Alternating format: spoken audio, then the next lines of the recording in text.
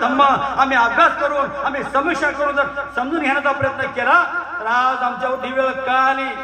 बाबासाहेब आंबेडकरांच्या स्वप्नातला भारत का घडू शकला नाही? हा भारत देश गौतमय का होऊ शकला नाही?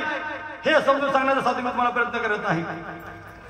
हे चार टप्पे सांगितले. हे 4 टप्पे आम्हाला समजायला फक्त 2 टप्पे समजून घेणं गरजेचं आहे.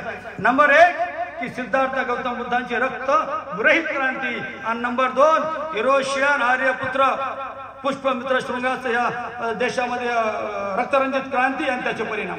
ह्या 2 गोष्टींसाठी मी तुम्हाला एक ओझाचा उल्लेख सांगणार आहे. बांधवांनो, सिद्धार्थ गौतम बुद्धांची रक्तविरहित क्रांती. गौतम बुद्ध 29 वर्षाचे असताना त्यांनी प्रवृत्ती घेतली. 29 वर्षाचे असताना 29 वर्ष असताना जेव्हा ते प्रवृत्ती घेतली, मग ब्राह्मण काय सांगतात की गौतम बुद्ध चालत होते आणि गौतम बुद्धाला प्रेत दिसलं. काय दिसलं? गौतम बुद्धाला प्रेत दिसलं. गौतम बुद्ध उद्विग्न झाले. गौतम बुद्धाला एक